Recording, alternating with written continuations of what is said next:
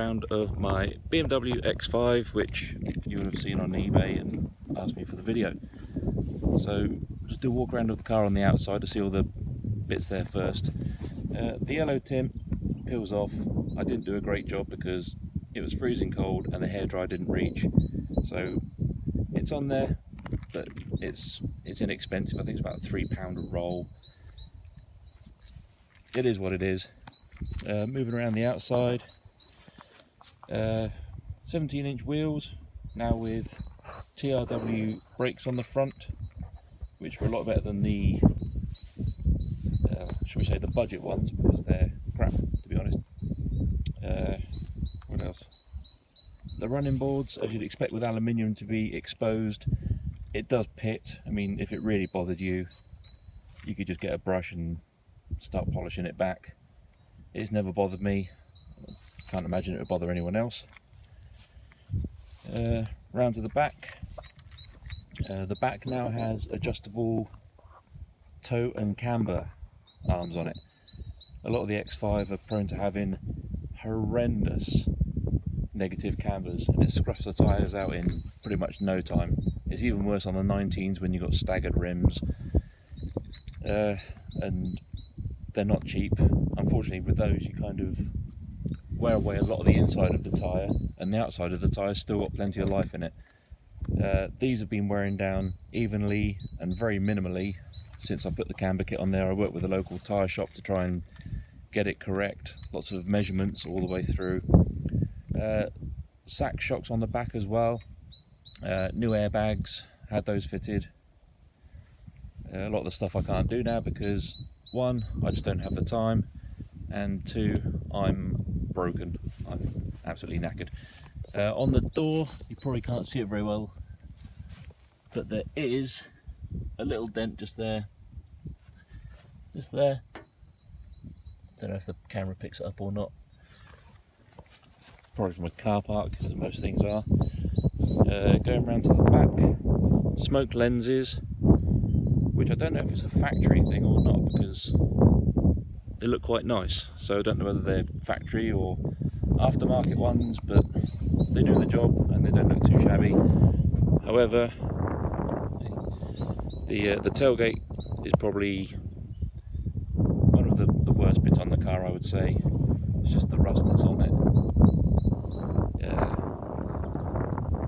It is what it is. It's a bolt-on part, so it's not structural. You can just remove it if need be and put another one on. But it's never bothered me in the time that I've had it, so yeah, there it is. Go around to this side. A couple of little scuffs on the back there.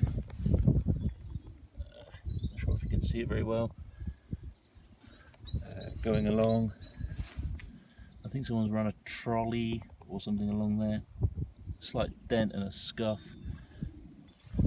And on the front wing, I don't know if you can see it there. There we go. Dent. So I'm probably making this car out to sound a lot worse than it actually is, but it's better to be honest about these things, isn't it? Okay, so we're on to the inside of the car. I do try and keep this clean as and when I can, but obviously weather and work permitting, it proves to be a little bit difficult. So, door, minimal marks, just usual sort of dirt that you'd expect.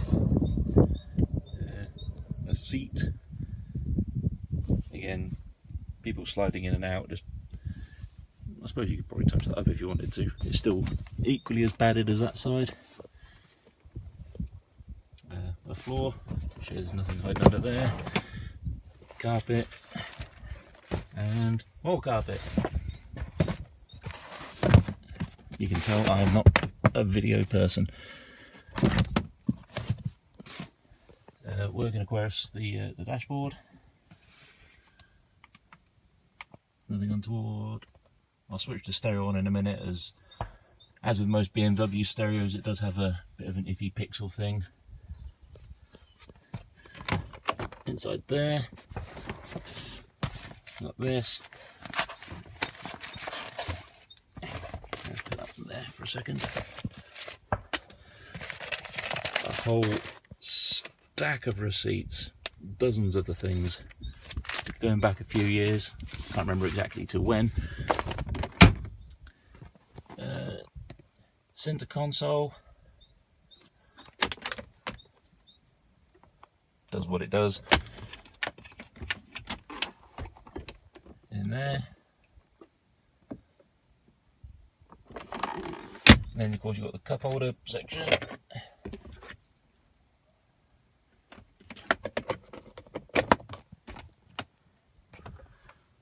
And then moving across, everything is as it should be. A lot of these buttons were missing and broken, so over time I've replaced them for the proper ones. Don't buy the cheap ones because they don't fit properly. They're really, really bad. To the rear side, again, not a whole lot to report on this. A couple of little nicks there and whatnot, but it is what it is. You know, it's a car from 2003. It's in better condition than it was when I was this age. I hope this video actually comes out alright because I can't really tell.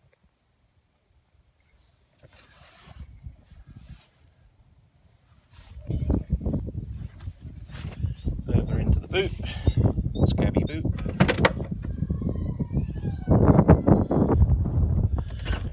So I've tried to give it a clean as best I can.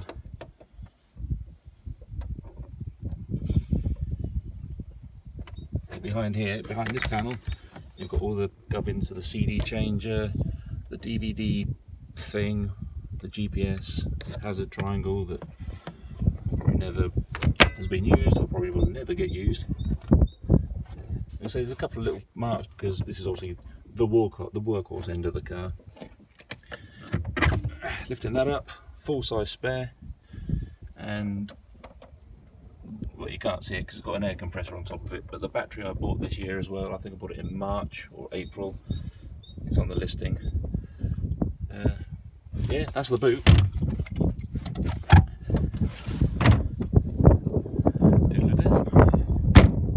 Like that. Now the driver's side again. So it's not the cleanest, but I do try and keep it clean, like I say. This is probably the next worst bit of the car. Again, it's a bolt-on thing, it's a door, isn't it? It's not a structural component to the car. If it bothers you, it is what it is, you can change it. If you see any bits like that, there we go. That's because I've been completely honest and it's not hidden, it's there. I mean, those clips are probably pence each, but if you want to change it, you can. Right, the good end. Right. Again, around the door, another little clip missing. Typical wear from driving. And again, the sliding in and out, it's worn the leather down. Still comfy, although I will say when you put the heated seat on, if it's on for a long time, you will burn your bum on that bit. If you've got a massive fat ass like mine. Alright. Oh, just a shoe under there. I didn't get a chance to get a hoover out because it doesn't reach. And obviously we're under this restriction thing, so I can't take it to a car place. Right, under the bonnet.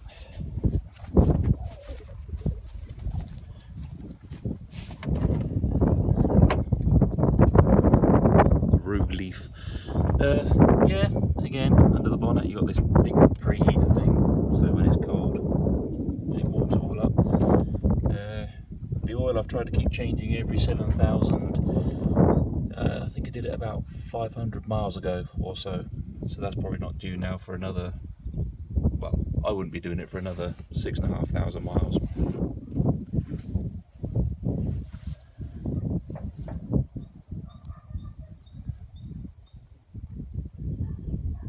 I bet this video is absolutely terrible.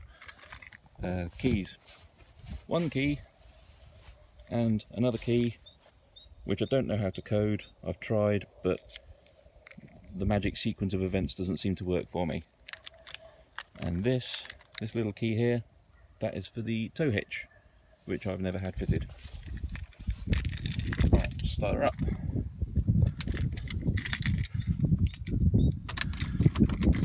So yeah, the stepper motors were all replaced. So if we hold down the magic function button, oh, here we go. There we go. Right, so just to show you all the stepper motors work okay, if I can get it in shot. No, that's the wrong button. Right, okay, we'll try again. Here we go.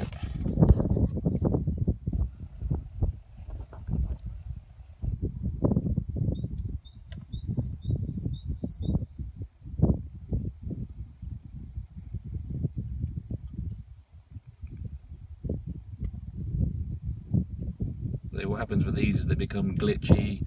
If you try and change one at a time, you can't do it because all of them need to come out to get to the panel behind the back, and you end up just ripping them all out. So I've replaced all 4 with reconditioned units, and they're all calibrated up. I think the rev counter is out by about 30 RPM. Not something you're ever going to notice. So let's just switch that back. Right. Brake linings, been there since I got it. Like I say, it does have new calipers, sorry, not calipers, it does have new discs and pads to come with it, which I will show you shortly. So we'll start her up. And while we're in here, if I can get it to work, with this iPhone 4, the stereo, while I'm at it, waiting for that to load, so you can see the little glitchy bits there. All the pixels on there work okay. Heater works. Everything on there. And look, tape player. Yes. Yes, straight off the arc. So, let's see if I can just... No, that's not going to work for a minute. I'll come back to that.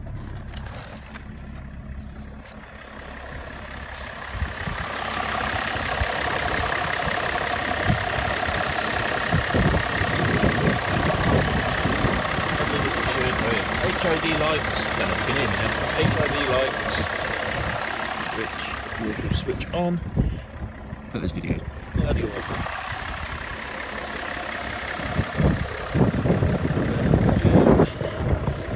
There we go. All the lights work as they should.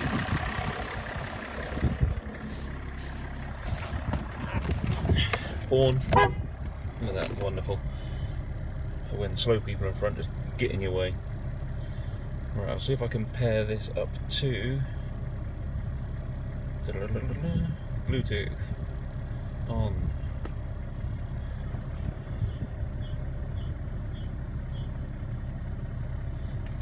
There we go, playing music.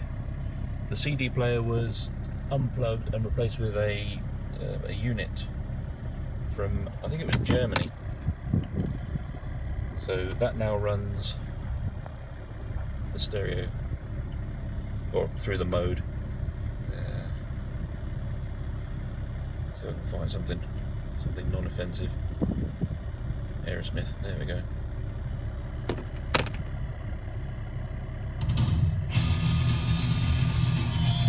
There we go. Aerosmith.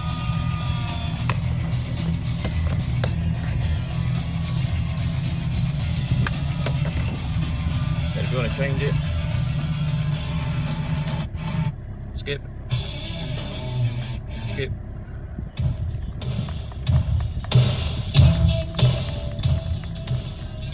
Everything works, he says. Tilt, backwards and forwards. That's enough of that, Aerosmith, thank you. Other than that, I'm not really sure what else to tell about the car. Oh God, look, there's me. Yes, 2 spare tyres with loads of tread, which are actual SUV tyres as well, branded by Toyo. Let's have a look. Loads of tread, chunky tread too. You've got the brake discs, brake pads, the tow hitch. Yeah, that's pretty much it.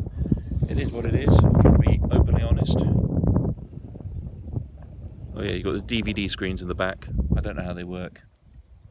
Maybe some wiring guru can have a play and do what's needed. But yeah, it is what it is.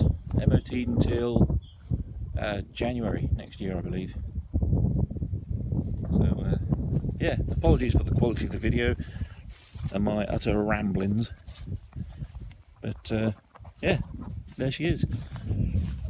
Like I say, I spent an absolute fortune on it, and if I was going to keep it, I'd probably turn it into an expedition vehicle.